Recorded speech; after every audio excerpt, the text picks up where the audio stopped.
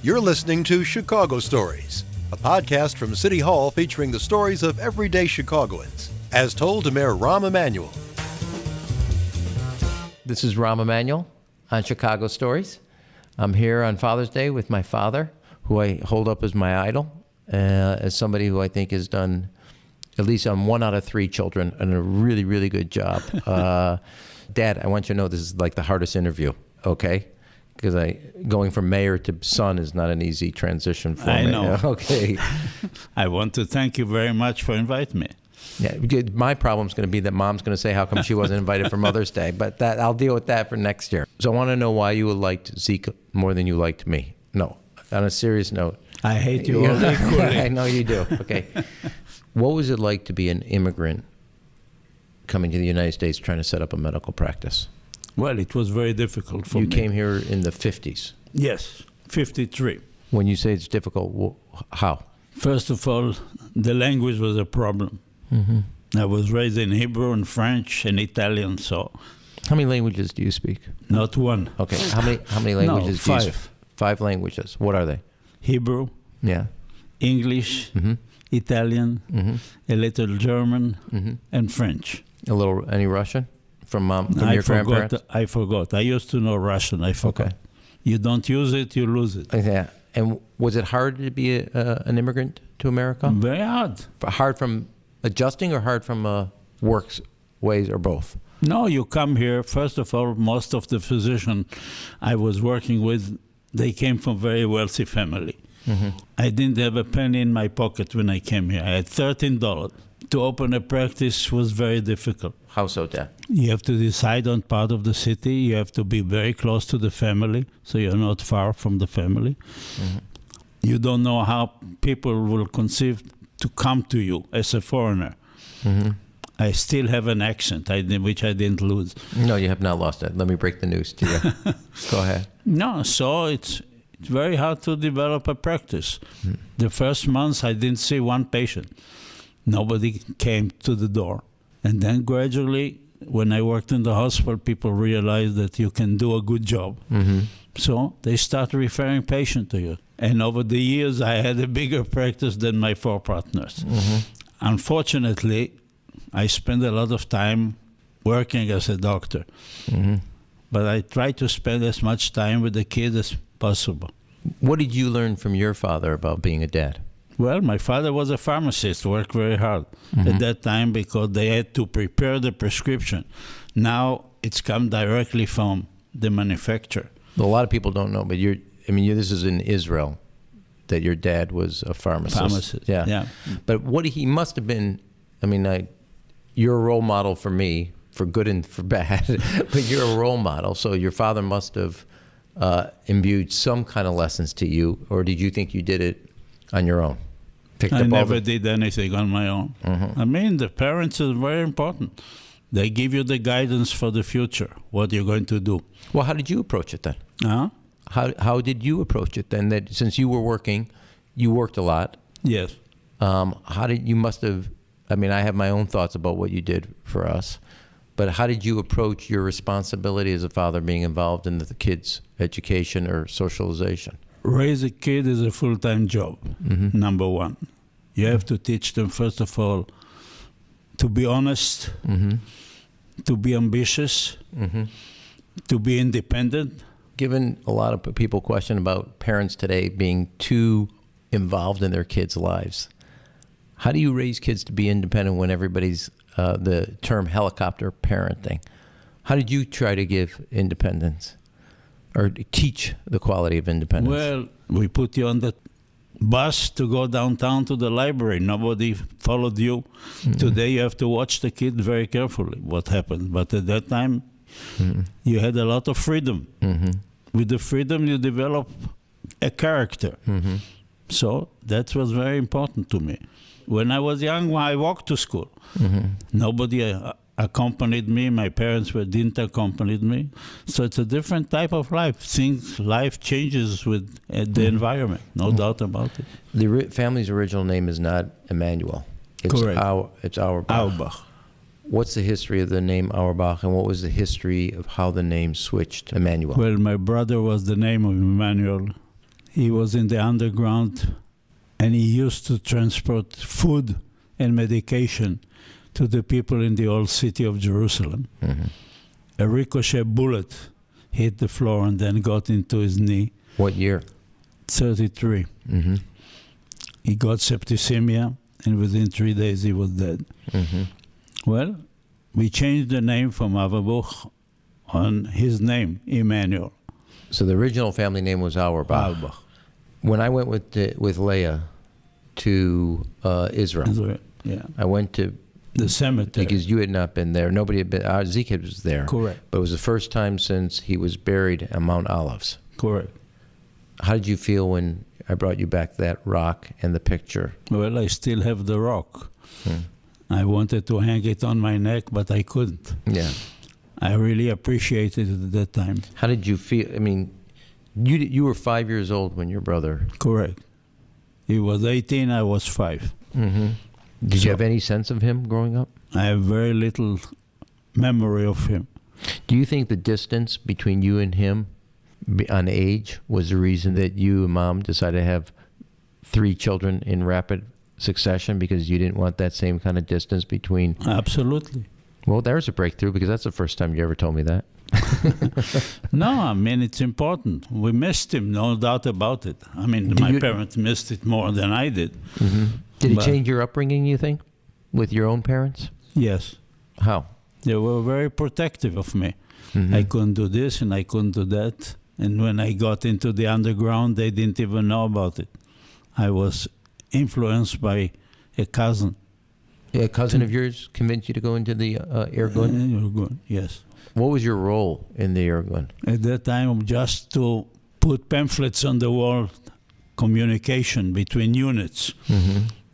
Since I lost the brother, I was not allowed to be the frontline soldier. Mm-hmm. So that's all I did.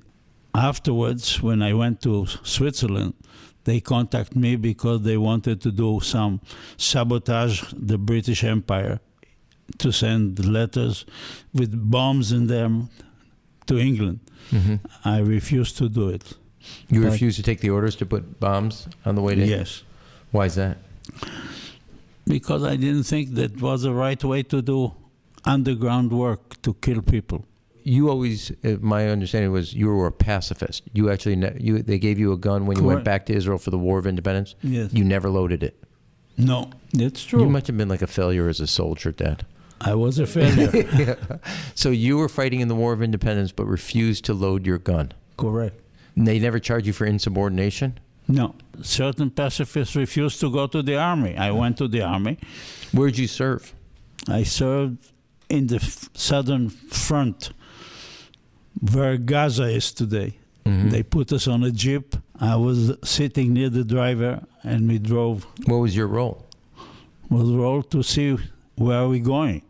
It was dune, desert. Mm-hmm. So you have to tell him turn right, turn left, because there was Egyptian army not far from there. So What was the sense, the feeling then in the army in this War of Independence, creating something new?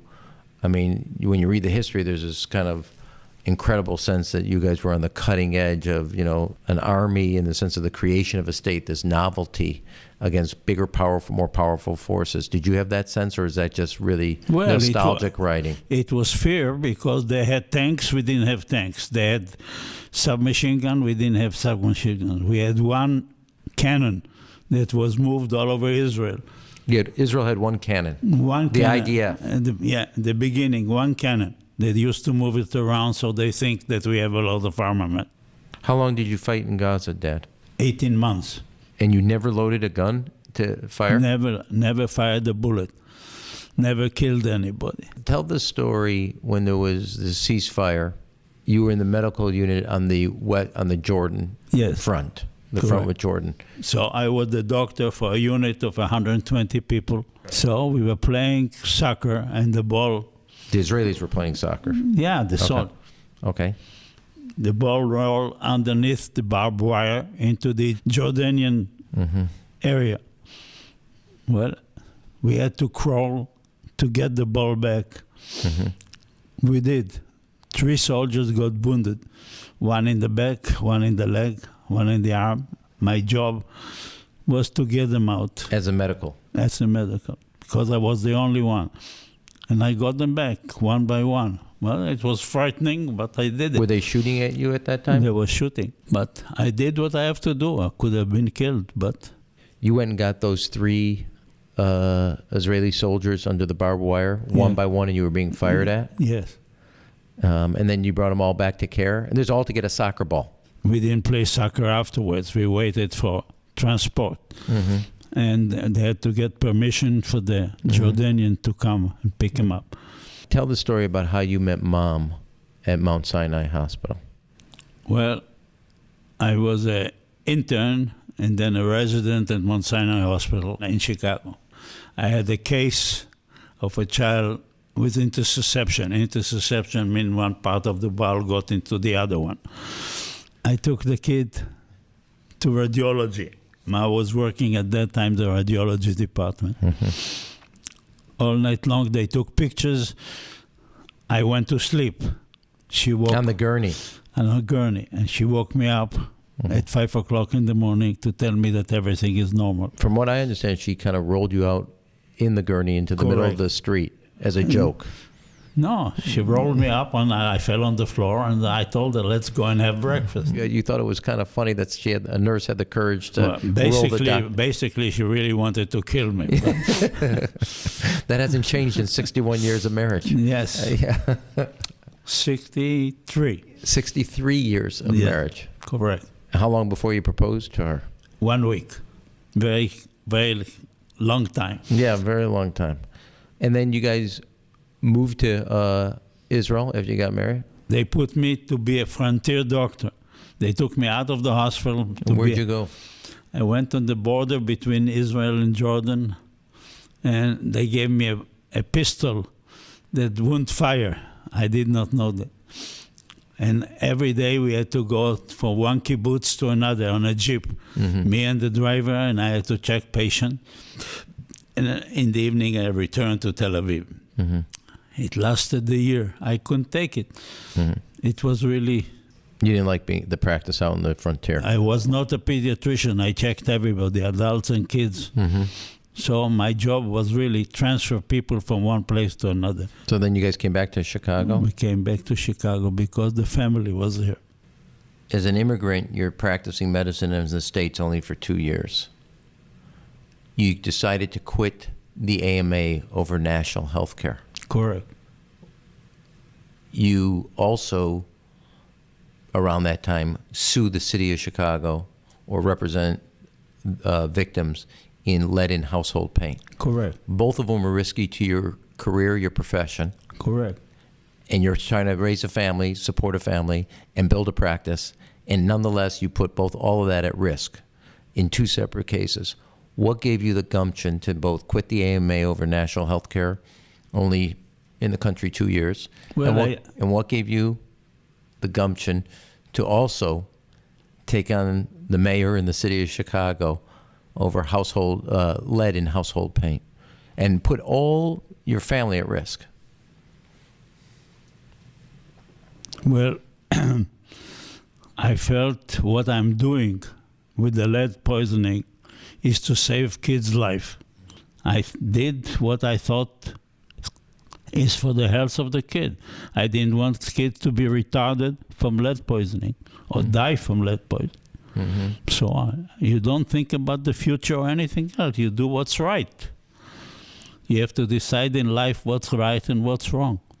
When you look back on at least on the boys, is there any kind of moment in time that you thought was the most important, us as kids? Growing on vacations, what did you think that was one of the things that you wanted to do? Well, Because first of all, the character of a child between 1 and 4 is the most important. You have to pay attention to them. You have to make sure they don't get sick.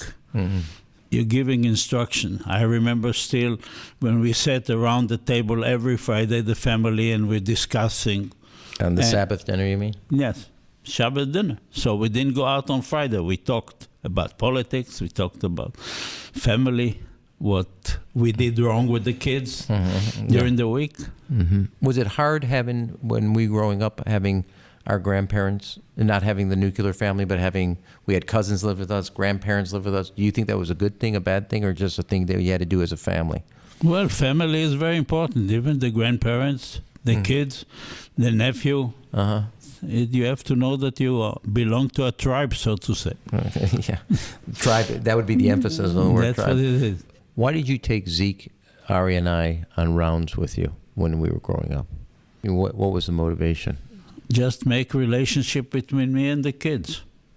I missed you, so I wanted to be with you. What are you proudest of as a father?